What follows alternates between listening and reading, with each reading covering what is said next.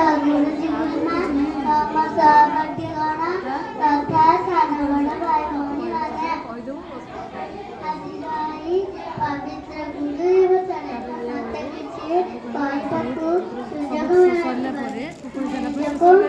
आज पवित्र गुरु दिवस उपलक्षे आम गुरु मान किसी आशीर्वाद भिक्षा करूँ उपलक्षे अनेक अनेक शुभेच्छा और अभिनंदन।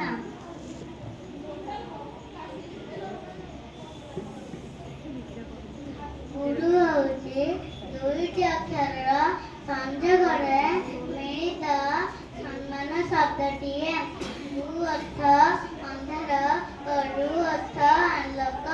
अज्ञानतिमिरास्य ज्ञानदान सरदया चक्षुरु मिले दंजेन तत्तमसि गुरुवे नमः।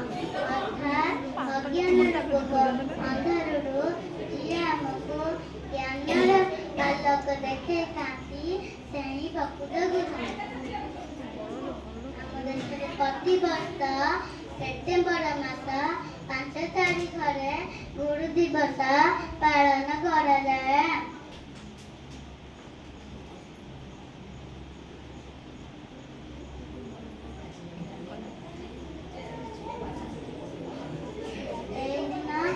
भारतर पूर्वतन राष्ट्रपति डॉक्टर सर्वपल्ली राधाकृष्णन जन्मतिथि अटे। से एकाधारे जड़े महान दार्शनिक उत्कृष्ट वक्ता और आदर्श शिक्षक थिले। शिक्षा प्रति भल पाइबा और शिक्षक मान प्रति आदर स्नेह जन्म दिवस को गुरु दिवस रूपे पालन करा जाए। गुरु बिना आम जीवन अंधकार।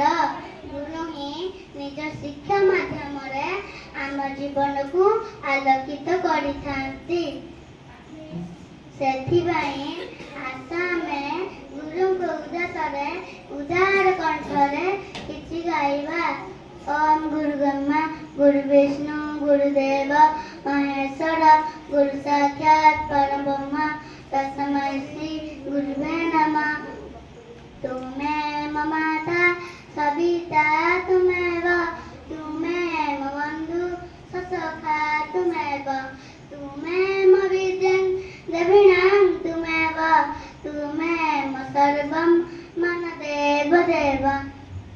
मैं कहवा शेष करुची।